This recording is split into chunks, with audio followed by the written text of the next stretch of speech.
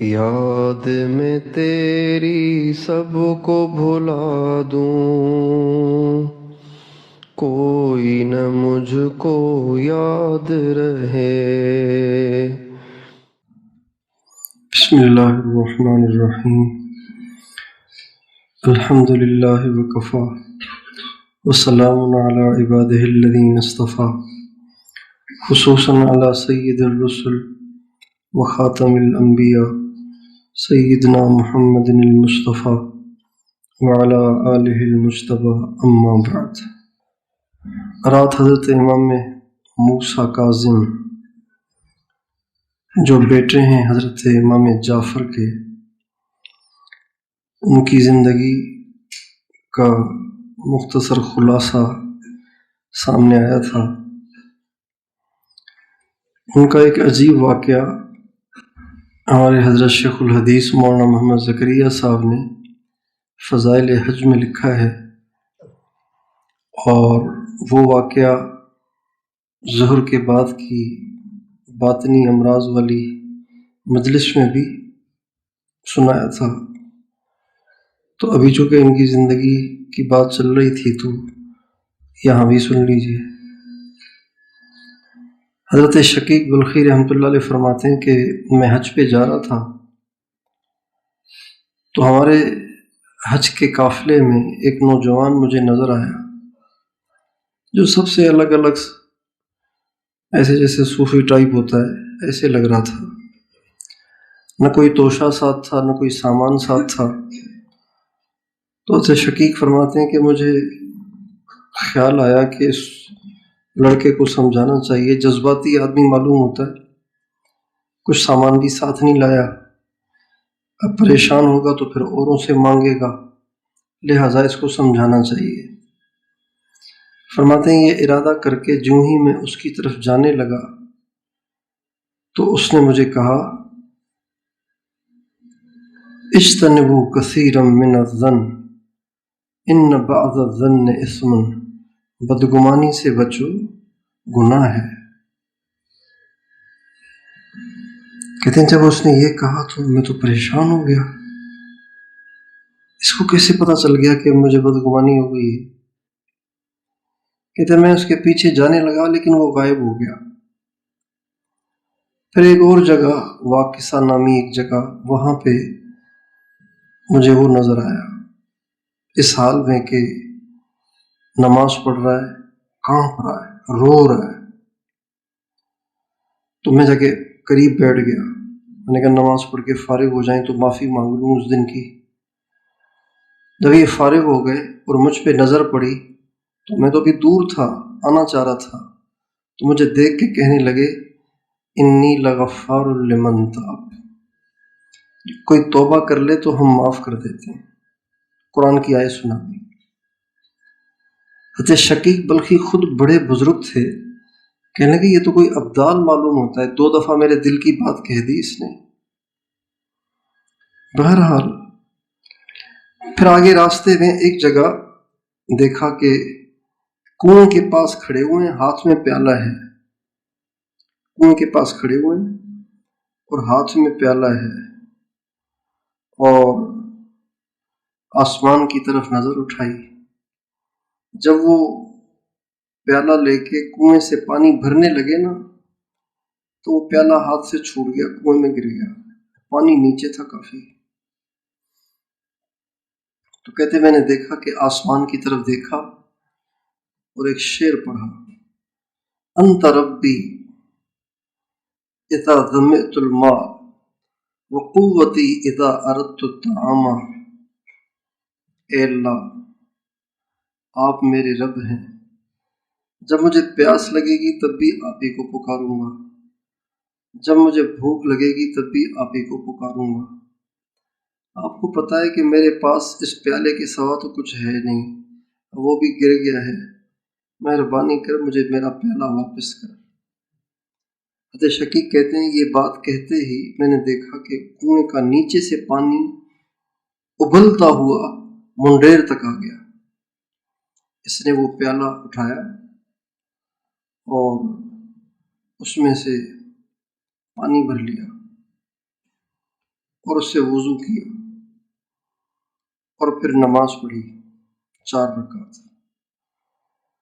پھر اس پیالے میں جو پانی تھا اس میں ریت بھر بھر کے، مٹھی سے ریت بھر بھر کے اس میں ڈالنے لگے۔ تو کہتے ہیں میں بھی جا کے قریب بیٹھ گیا، یہ موقع تھا ملاقات کا، علیک سلیک کا، میں جا کے پاس بیٹھ گیا۔ تو میں نے تو نام نہیں بتایا، خود کہنے لگے شقیق اللہ تعالیٰ کی ہم پہ بڑی نعمتیں ہیں، ظاہری بھی باطنی بھی، اللہ سے اچھا گمان کر اور یہ پی۔ کہنے لگے جب میں نے وہ پیالہ پانی کا منہ رکھا اپنے ہونٹوں پہ تو اس میں ستو اور شکر ملی ہوئی تھی، اور اتنا لذیذ کہ ایسا لذیذ شربت میں نے کبھی نہیں پیا۔ اس کے بعد پھر مکہ معظمہ میں داخلے تک وہ مجھے نظر نہیں آئے۔ کہنے لگے مکہ معظمہ میں بیت اللہ شریف میں ایک جگہ تھی قبۃ الشراب، وہاں پہ یہ رات کو کھڑے رو رو کے نماز پڑھ رہے تھے بڑے خشوع و خضوع سے۔ فجر پڑھی، پھر تسبیح پڑھتے رہے، پھر طواف کرنے لگ گئے۔ طواف سے فارغ ہو کے جب بیت اللہ شریف سے باہر نکلے نا، تو اب تک تو اکیلے اکیلے، نہ کوئی ساتھ نہ کوئی سامان، لیکن اب جب طواف کر کے باہر نکلے تو ایک ہجوم ان کے ساتھ ہو گیا، ملازمین کا، خدام کا، معتقدین کا۔ کہنے لگے یہ منظر دیکھ کے میں بڑا حیران ہوا، ویسے تو لگ رہے تھے کہ ان کو کوئی جانتا ہی نہیں، اب اتنی دنیا ان کے پیچھے لگی ہوئی ہے۔ کہتے میں نے لوگوں سے پوچھا کہ یہ کون ہے؟ تو لوگوں نے کہا آپ نہیں جانتے ان کو، یہ امام جعفر صادق کے بیٹے امام موسیٰ کاظم ہیں۔ تو کہنے لگے کہ ہاں میں بھی سوچ رہا تھا کہ ایسی ایسی کرامتیں تو کسی ایسے ہی آدمی سے ظاہر ہو سکتی ہیں۔ حضرت امام موسیٰ کاظم کو اللہ نے کئی بیٹے دیے، لیکن ان میں سب سے زیادہ اللہ تعالیٰ نے جن سے دین کا کام لیا اور جو بڑی دنیا کے مقتدا بنے، ان کا نام ہے علی بن موسیٰ۔ ان کے بھی بہت القاب ہیں، صابر بھی تھے، لوگ سے ان کو صابر بھی کہتے تھے، اور بھی بہت کچھ کہتے تھے، زاہد بھی کہتے تھے، لیکن جو لقب ان کا مشہور ہوا وہ رضا کہتے ہیں رضامندی کو، راضی رہنے کو۔ یعنی انہوں نے ساری زندگی کبھی اللہ سے کوئی شکوہ نہیں کیا۔ دکھ آئے، تکلیفیں آئیں، حادثات ہوئے، مشکلات پیش آئیں، مسائل پیش آئے، لیکن پوری زندگی کبھی ان کی زبان پہ حرف شکایت نہیں آیا، یہ بڑا مسئلہ ہے، یوں نہیں کہا بڑی مشکل آ گئی ہے، بڑی پریشانی آ گئی ہے، اس قسم کی بات ان کی زبان پہ ساری زندگی کبھی نہیں آئی۔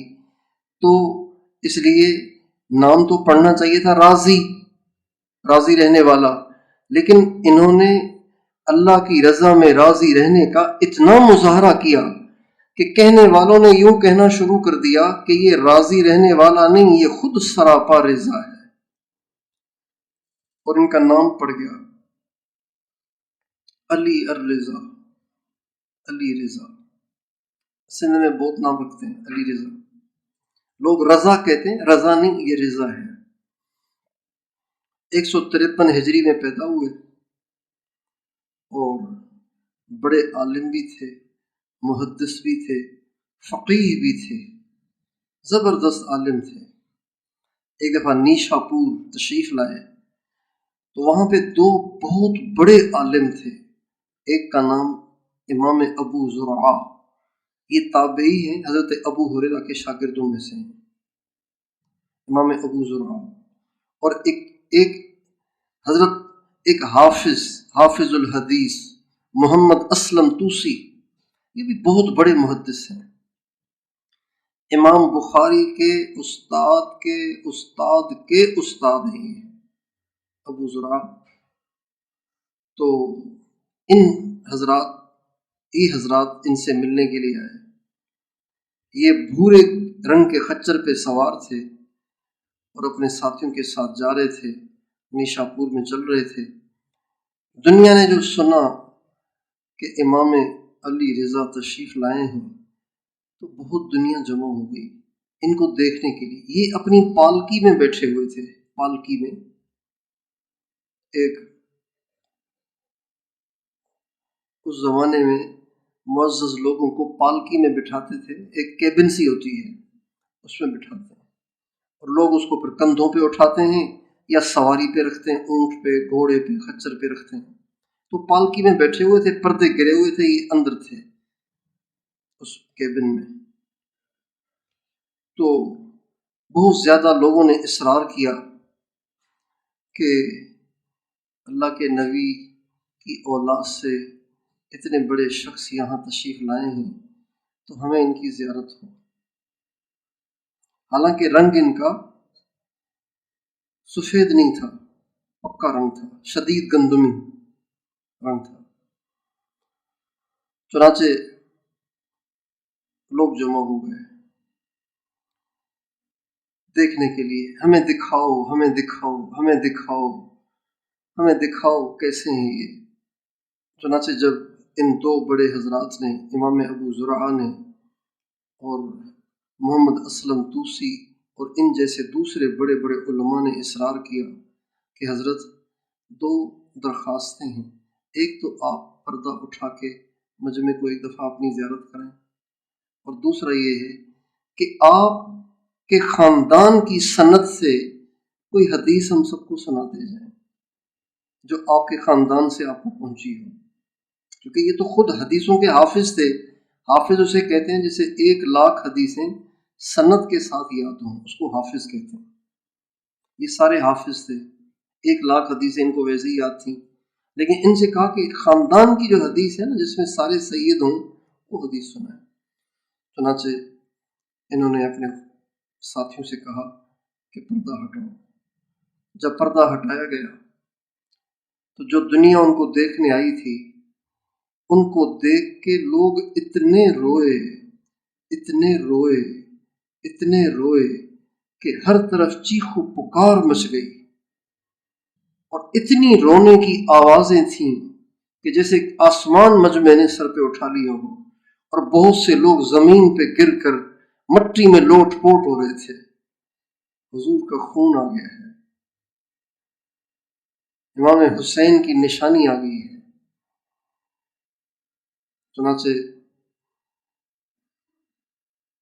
اس حال میں انہوں نے حدیث بیان کرنا شروع کی اور فرمانے لگے، حدثنی ابی موسیٰ الکاظم عن ابیہ جعفر الصادق عن ابیہ محمد الباقر عن ابیہ علی زین العابدین عن ابیہ الامام الحسین عن ابیہ علی ابن ابی طالب عن رسول اللہ صلی اللہ علیہ وسلم قال حدثنی جبریل قال سمعت ربی عز وجل انہ قال لا الہ الا اللہ حسنی من قالها دخل حسنی ومن دخل حسنی امن من عذابی۔ فرمانے لگے مجھے میرے والد امام موسیٰ کاظم نے حدیث بیان کی اور ان سے بیان کی ان کے والد جعفر صادق نے، اور ان سے ان کے والد محمد الباقر نے، اور ان سے ان کے والد علی زین العابدین نے، اور ان سے ان کے والد امام حسین نے، اور ان سے ان کے والد حضرت علی ابن ابی طالب کرم اللہ وجہہ نے، اور ان سے نبی کریم صلی اللہ علیہ وسلم نے، اور ان سے حضرت جبریل نے۔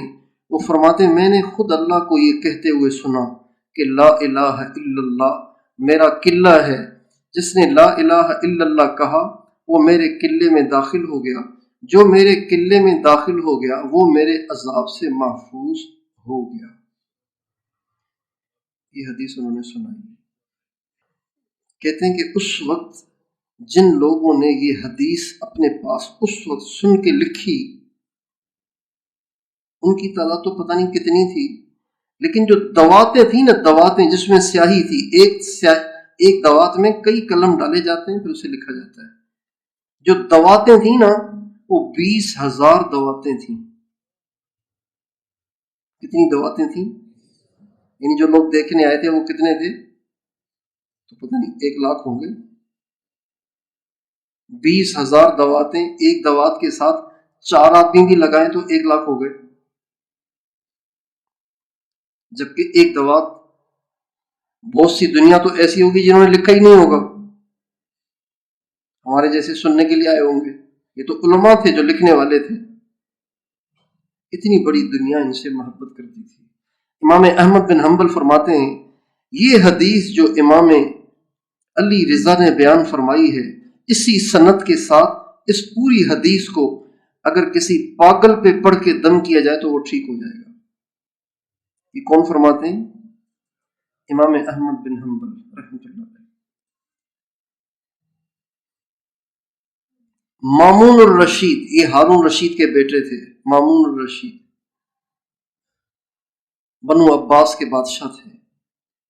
ہارون رشید کے بیٹے، وہ ان سے بہت متاثر ہو گئے تھے، ان کے علم سے، ان کے تقوی سے، ان کی طہارت اور پاکیزگی سے بہت متاثر ہو گئے تھے. چنانچہ آخر کار مامون الرشید نے یہ فیصلہ کیا کہ میں اپنے بعد اپنا ولی عہد اور خلیفہ علی رضا کو بناؤں گا. چنانچہ یہ فیصلہ کر کے اس نے ایک والا نامہ لکھا اور اس میں یہ ساری بات لکھی کہ میں ذمہ دار ہوں، میرے سر پہ بوجھ ہے، میں نے بہت سوچا ہے، مجھے کوئی اس کا اہل نظر نہیں آتا سوائے علی الرضا کے.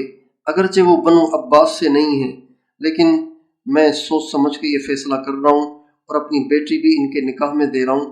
چنانچہ یہ خط لکھا اور تمام اسلامی صوبوں میں جہاں جہاں تک اس کی سلطنت تھی وہاں لوگوں کو پڑھ کے سنایا گیا.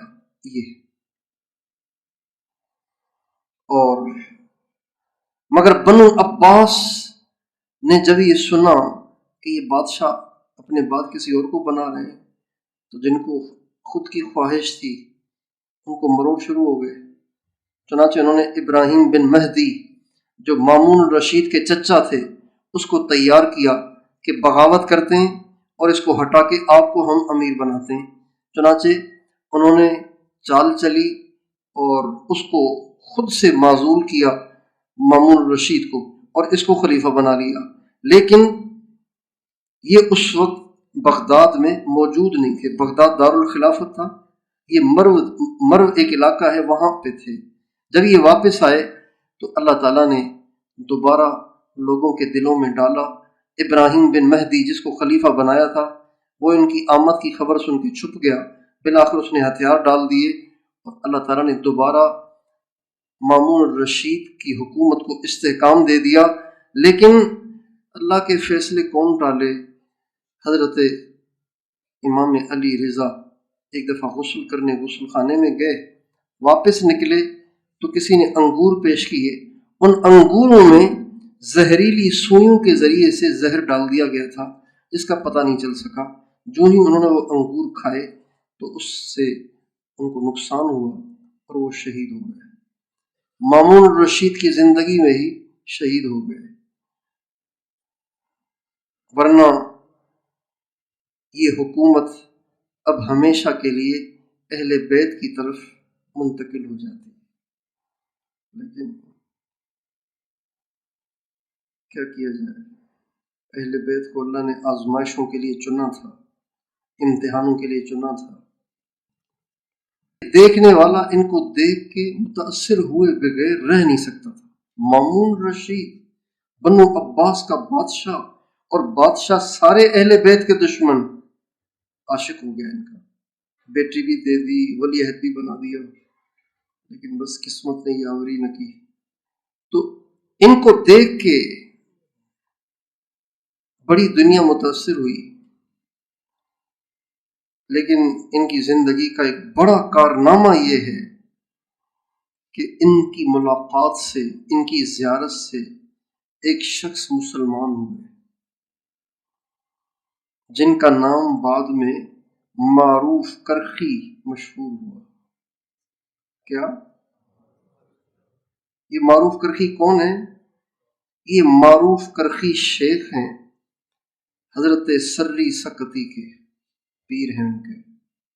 یہ جو پیر صاحب ہیں یہ مسلمان ہوئے حضرت امام علی رضا کے ہاتھ میں، اور یہ شیخ ہیں حضرت سری سکتی کے، اور وہ شیخ ہیں حضرت شیخ شبلی کے، اور وہ شیخ ہیں عبد الواحد تمیمی کے، اور وہ شیخ ہیں محمد بن عبداللہ ترتوسی کے، اور وہ شیخ ہیں ابو الحسن علی بن احمد ہنکاری کے، وہ شیخ ہیں ابو سعید مبارک بن علی مخرمی کے، اور وہ شیخ ہیں غوث الثقلین پیران پیر شیخ عبد القادر جیلانی کے۔ اتنے بڑے آدمی کو اللہ تعالیٰ نے اسلام کی دولت دی ان کے ذریعے سے۔ حضرت پیران پیر شیخ عبد القادر جیلانی رحمۃ اللہ علیہ کا ارشاد پڑھا میں نے ان کی سوانح عمری میں، وہ فرماتے ہیں کہ 2-3 ہی آدمی ایسے ہیں کہ ان کے دنیا سے چلے جانے کے بعد بھی اللہ تعالیٰ نے ان کو دنیا میں تصرف کرنے کی اجازت دی ہوئی ہے۔ ان میں سے ایک معروف کرخی بھی ہیں، یہ حضرت پیران پیر فرماتے ہیں، اور یہ مسلمان ہوئے حضرت امام علی رضا کے ذریعے سے۔ ساری زندگی تہجد پڑھی، ساری رات عبادت کرتے تھے، بہت کثرت سے روزے رکھتے تھے، فجر کے بعد بیٹھ کے ذکر کرتے، پھر چاشت تک نفلیں پڑھتے، چاشت پڑھ کے لوگوں کو حدیثیں سناتے، واعظ و نصیحت کرتے، پھر ظہر کا وضو کرتے، وضو کر کے مسجد میں چلے جاتے، اور اسی طرح سارا دن اعمال میں گزار دیتے اور رات اعمال میں گزار دیتے۔ امام علی رضا، ان کے بیٹے جن کو اللہ تعالیٰ نے دنیا کا مقتدا بنایا اور جن کے پیچھے بڑی دنیا تھی اور جن سے دین کو بڑی تقویت ہوئی مادی دور میں، جنہوں نے اللہ کے نور کو پھیلایا، ان کا نام تھا محمد۔ یہ علی کے بیٹے یعنی محمد بن علی الرضا، اور ان کا جو لقب مشہور ہوا وہ 2 لقب ان کے مشہور ہوئے، ایک تقی ایک جواد۔ عوام میں ان کو تقی کہتے ہیں، امام محمد تقی، مصنفین مورخین ان کو جواد کہتے ہیں، امام محمد جواد۔ یہ امام علی رضا کے بیٹے ہیں۔ امام علی رضا کو 40 سال تک تو اولاد ہی نہیں ہوئی، 40 سال کے بعد یہ ہوئے، اور 195 ہجری میں جب یہ 9 برس کے تھے تو ان کے والد صاحب فوت ہو گئے۔ والد صاحب 49 برس میں فوت ہو گئے تھے، زہر دے دیا۔ جب یہ چھوٹے تھے، ابھی 9 برس کے تھے، تو مامون رشید آ رہے تھے، مامون رشید آ رہے تھے۔ سبحان اللہ، اہل بیت کے بچے بھی کیسے تھے۔ مامون رشید آ رہے تھے اپنے نوکر چاکروں کے ساتھ، بادشاہ، وقت کا بادشاہ۔ بچوں نے جو دیکھا نا تو بچے سارے ادھر ادھر بھاگ گئے، سارے بھاگ گئے، بادشاہ آ رہا ہے بھائی، لیکن یہ کھڑے رہے۔ بادشاہ کو بڑی حیرت ہوئی، یہ بچہ بڑا جری ہے، کھڑا ہوا ہے۔ بادشاہ نے پہچانا بھی نہیں کہ کون ہے۔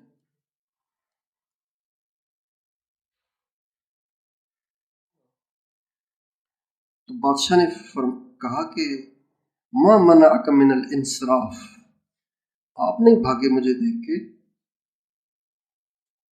کہ امیر المومنین جگہ تو تنگ نہیں ہے کہ میں بھاگ کے آپ کو جگہ دوں، جگہ تو بہت پڑی ہوئی ہے۔ پھر دوسری بات یہ کہ میں نے کوئی جرم تھوڑی کیا ہے کہ میں آپ سے ڈروں،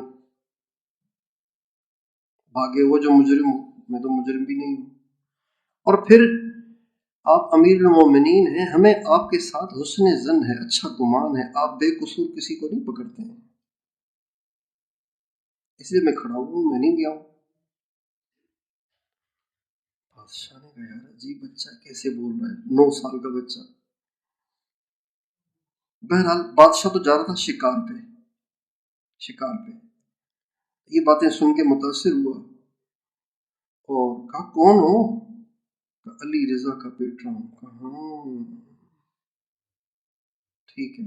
بہرحال بادشاہ نکل گیا آگے شکار پہ، تو بادشاہ نے اپنے پاس باز رکھے ہوئے تھے شکار کے لیے، باز کو چھوڑتا وہ کسی پرندے کو پکڑ کے لے آتا شکار کرتا۔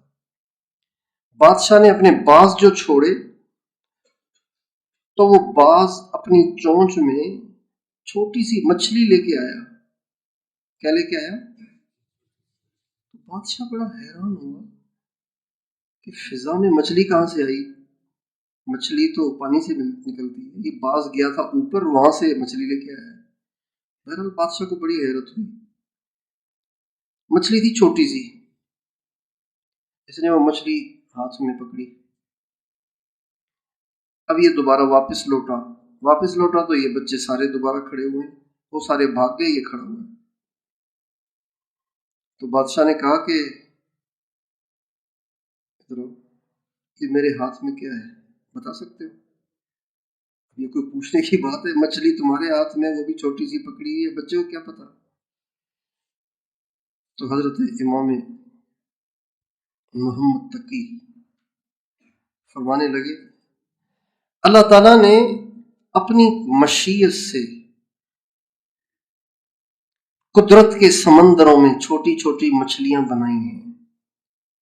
اللہ تعالیٰ نے اپنی مشیت سے قدرت کے سمندروں میں، ایک سمندر تو وہ ہے نا، قدرت کا بھی سمندر ہے، قدرت کے سمندروں میں چھوٹی چھوٹی مچھلیاں بھیجی ہوئی ہیں، چھوڑی ہوئی ہیں۔ بادشاہ اپنے باز چھوڑتے ہیں تو وہ ان مچھلیوں کو پکڑ کے لاتے ہیں، پھر بادشاہ آل رسول کا امتحان لیتے ہیں، مگر اللہ ہمیشہ آل رسول کو کامیاب کرتے ہیں۔ 9 سال کا بچہ، ایسا صاحب کشف، ایسا صاحب مشاہدہ۔ جب انہوں نے یوں کہا نا تو بادشاہ کہنے لگا انت ابن الرضا حقا ومن بیت المصطفیٰ صدقا، بے شک تم علی رضا کے بیٹے ہو اور بے شک تم مصطفیٰ کے گھرانے سے ہو۔ چنانچہ مامون الرشید نے اپنی بیٹی ان کے نکاح میں دے دی، 9 سال کا بچہ۔ رخصتی ہوئی 15 سال کے بعد، 15 سال جب عمر ہوئی تب رشتے میں ابھی دے دی۔ لوگوں نے بڑی مخالفت کی، ان کا بھائی میں نے سوچ سمجھ کے بیٹی دی ہے اس کو۔ عجیب و غریب ان کی کرامتیں ظاہر ہوتی تھیں۔ بغداد سے جب ان کو مدینہ روانہ کیا گیا، مدینہ جب واپس گئے بغداد سے، تو باب کوفہ کے پاس مغرب کا ٹائم ہو گیا، تو وہاں پہ ایک چھوٹی سی مسجد تھی، وہاں پہ انہوں نے نماز پڑھی، لیکن نماز سے پہلے مسجد کے صحن میں ایک بیری کا درخت تھا جس میں کبھی پھل نہیں لگا تھا۔ انہوں نے تھوڑا سا پانی منگوایا، وضو خانے دھوتے نہیں کہ پانی منگوایا، اس کی جڑ میں بیٹھ کے وضو کیا، اس کے بعد مغرب کی نماز پڑھی، مغرب کی نماز پڑھ کے لوگوں سے الوداع کر کے نکل گئے۔ صبح کو جب لوگ مسجد میں آئے تو بیری کے درخت میں زبردست پھل لگے ہوئے تھے۔ یہ ان کی کرامت تھی۔ یہ بھی تھوڑی عمر میں دنیا سے چلے گئے تھے۔ پھر ان کے بیٹے تھے علی، ان کے بھی کئی القاب ہیں، لیکن جو زیادہ لقب مشہور ہوا وہ ہے نقی، علی نقی۔ اور یہ بھی اپنے دور کے مقتدی تھے، امام تھے، بڑی دنیا ان سے پیار کرتی تھی اور لوگوں کو ان سے بڑا نفع ہوا۔ مدینے میں رہتے تھے۔ اس زمانے میں جو بادشاہ تھا وہ تھا متوکل عباسی، اس کو کسی نے جا کے شکایتیں لگائیں کہ اس کے گھر میں ہتھیار ہیں، یہ وہ ہے، پتہ نہیں کیا۔ چنانچہ اس نے یحییٰ بن حرثمہ کو بھیجا، جاؤ جا کے اس کے گھر کی تلاشی لو۔ یہ جب آیا نا مدینے، جو ہی داخل ہوا اور لوگوں کو بتایا کہ میں علی نقی کے احوال اور حالات لینے آیا ہوں، تو پورے مدینے میں کوہرام مچ گیا. لوگ ایسے چیخنے اور چلانے لگ گئے کہ آسمان سر پہ اٹھا لیا. اس لیے کہ اس سے پہلے بھی بڑے شہزادے ان حکومتوں کی بھینٹ چڑھ گئے تھے، اس لیے لوگ ڈرتے تھے کہ پتہ نہیں ان کو کیا کریں گے یہ لوگ. چنانچہ جب اس نے ان کے گھر کی تلاشی کی تو قرآن مجید کے کچھ نسخے ملے اور کچھ بھی نہیں ملا. چنانچہ یہ بادشاہ کا حکم تھا، یہ ان کو لے کے بغداد چلا. جب بغداد لے کے گیا تو بادشاہ کے پاس پیش کرنے سے پہلے جو بغداد کا گورنر تھا اسحاق بن ابراہیم، اس کے پاس لے کر گئے. اس نے کہا دیکھو یہ نبی کے بیٹے ہیں، اگر یہ نبی کے بیٹے ہیں اور متوکل کا حال تمہیں پتہ ہے وہ کیسا آدمی ہے، اگر اس کو کچھ ہوا نا تو اللہ کے نبی کا ہاتھ ہوگا، تیرا گریبان ہوگا، سنبھل کے لے جاؤ اس کو. ان کا بہت اچھا. چنانچہ جب یہ لے کر گیا متوکل کے پاس تو جا کے کہا حضرت امیر المومنین، یہ تو میں گیا تھا، درویش آدمی ہے، قرآن پڑھ رہا تھا، گھر میں قرآن رکھا ہوا تھا، وہ تو کچھ بھی نہیں تھا. مطمئن کیا. چنانچہ بادشاہ نے ان کو فارغ کیا اور یہ واپس مدینہ تشریف لے آئے. اور ان کی زندگی کے زیادہ احوال نہیں مل سکے. ان کے بیٹے تھے امام، ان کے بیٹے تھے حسن، ان کے بیٹے تھے حسن. ان کو عسکری کہتے ہیں، حسن عسکری. متوکل نے ان کے والد علی نقی کو عسکر بلایا تھا. عسکر ایک علاقہ ہے وہاں بلایا تھا. تو یہ بھی اپنے والد کے ساتھ بچپن میں چلے گئے تھے، پھر وہیں رہے، اس لیے ان کو حسن عسکری کہتے ہیں. حسن عسکری 231 ہجری میں پیدا ہوئے. اتنے بڑے زاہد تھے کہ ان کا لقب مشہور تھا قدوۃ الزاہدین، زاہدین کا امام، زاہدوں کا امام. اور یہ بچپن سے ہی ایسے تھے، بچپن سے ہی ایسے تھے کہ بجائے اپنے الفاظ میں سنانے کے میں آپ کو پڑھ کے ہی سنا دیتا ہوں. حضرت بہلول ایک دفعہ بصرہ کی سڑک پہ جا رہے تھے تو راستے میں دیکھا کہ بہت سے لڑکے اخروٹ اور بادام سے کھیل رہے تھے. ایک لڑکا پاس کھڑا ہوا رو رہا تھا، چھوٹا بچہ. تو حضرت بہلول کہتے ہیں مجھے خیال ہوا کہ شاید اس کے پاس بادام اخروٹ کے پیسے ویسے نہیں ہیں اس لیے رو رہا ہے. میں نے کہا بیٹا میں تجھے اخروٹ بادام خرید کے دے دیتا ہوں، تم بھی کھیلو، روتے کیوں؟ اس نے میری طرف نظر اٹھائی اور کہا بے وقوف، کیا ہم کھیل کے لیے پیدا ہوئے ہیں؟ چھوٹا بچہ. میں نے پوچھا پھر کس لیے پیدا ہوئے ہیں؟ کہنے لگے علم حاصل کرنے کے لیے، عبادت کرنے کے لیے. میں نے کہا اللہ تعالیٰ تیری عمر میں برکت دے، یہ بات تمہیں کہاں سے ملی؟ کہنے لگے اللہ تعالیٰ فرماتے ہیں افحسبتم انما خلقناکم عبثا، کیا تم سمجھتے ہو کہ ہم نے تمہیں بیکار بنایا اور تم واپس لوٹائے نہیں جاؤ گے؟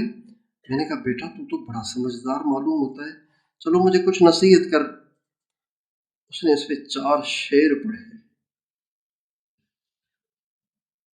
میں دیکھ رہا ہوں کہ دنیا ہر وقت چل چلاؤ میں ہے، آج یہ گیا کل وہ گیا، ہر وقت چلنے کے لیے دامن اٹھائے قدم اور پنڈلی پر توڑنے کے لیے تیار رہتی ہے. پس نہ تو دنیا کسی زندہ کے لیے باقی رہتی ہے نہ کوئی زندہ دنیا کے لیے باقی رہتا ہے. ایسے لگتا ہے جیسے موت اور حوادث 2 گھوڑے ہیں جو تیزی سے آدمی کی طرف دوڑے چلے آ رہے ہیں.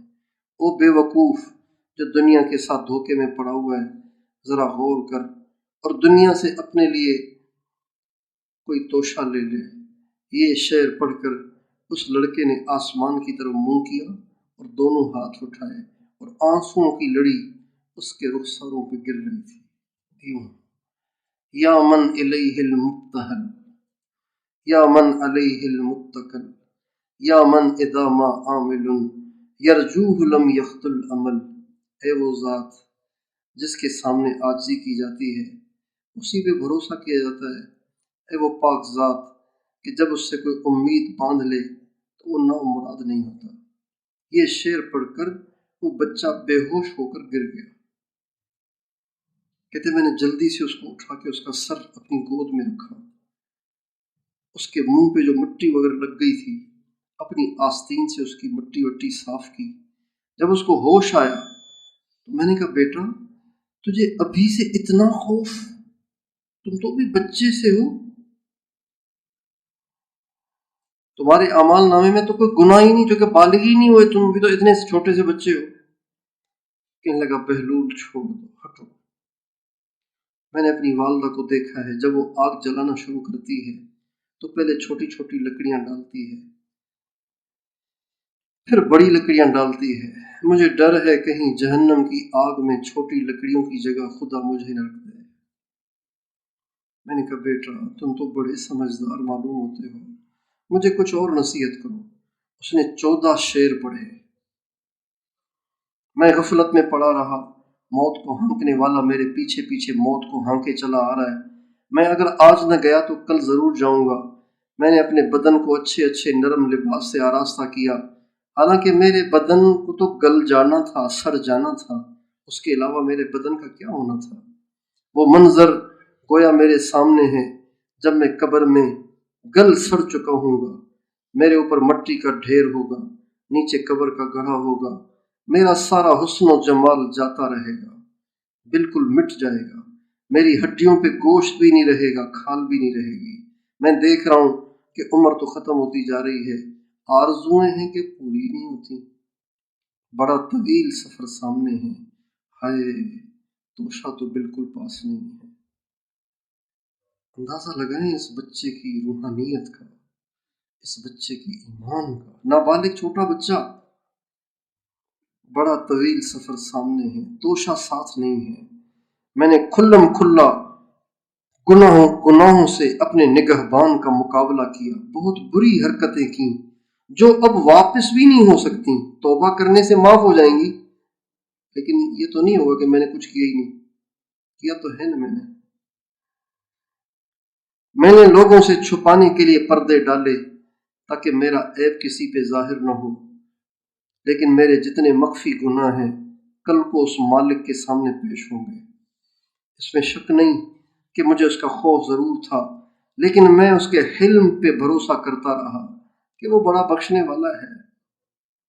اگر موت اور مرنے کے بعد گلنے سڑنے کے سوا کوئی دوسری آفت نہ بھی ہوتی، اللہ پاک کی طرف سے جنت کا وعدہ اور دوزخ کی دھمکی نہ بھی ہوتی، تب بھی میری تنبیہ کے لیے اتنی بات کافی تھی کہ میں کھیل کود چھوڑ دیتا، لیکن کیا کریں ہماری عقل ہی ختم ہو گئی۔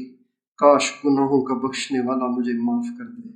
جب کسی غلام سے لغزش ہوتی ہے تو آقا ہی تو معاف کرتا ہے، اور کون کرے گا؟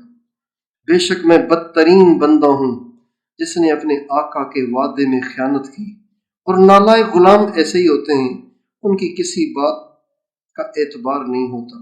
میرے آقا تیری آگ میرے بدن کو جلائے گی، میرا کیا حال ہوگا؟ جبکہ سخت سے سخت پتھر بھی اس آگ کو برداشت نہیں کر سکتے۔ میں موت کے وقت بھی تنے تنہا رہ جاؤں گا، قبر میں بھی اکیلا ہی جاؤں گا، قبر سے اکیلا اٹھوں گا۔ اے وہ پاک ذات جو خود اکیلا ہے، اس شخص پہ رحم فرما جو تنے تنہا رہ گیا۔ حضرت بیرون کہتے ہیں جب یہ 14 شعر اس نے مجھے سنائے نا تو بس مجھ سے برداشت نہیں ہوا، میں ہی بے ہوش ہو کے گر گیا۔ جب مجھے ہوش آیا تو وہ لڑکا جا چکا تھا۔ میں نے لوگوں سے پوچھا کہ یہ بچہ کون تھا؟ کہ یہ امام حسن کی اولاد میں سے حضرت امام حسن عسکری ہیں۔ امام حسن کی اولاد، حسین کی اولاد میں سے بچہ تھا، اس کا نام حسن ہے۔ یہ جا کے بعد میں امام حسن عسکری کہلائے۔ تو حضرت بہلول کہتے ہیں ہاں مجھے بھی بڑی حیرت ہو رہی تھی کہ یہ پھل کس درخت کا ہے۔ اللہ تعالیٰ ہمیں مقدس ہستیوں کی صفات میں سے ذرہ عطا فرمائے، اور حضرت امام حسین کی اولاد میں سے وہ مقدس ہستیاں جن کو اللہ تعالیٰ نے اپنے زمانے کا مقتدا بنایا، ان کا ہلکا سا خاکہ سامنے آ گیا ہے۔ اللہ تعالیٰ ہمیں ان کے فیوز و برکات سے بہرور فرمائے۔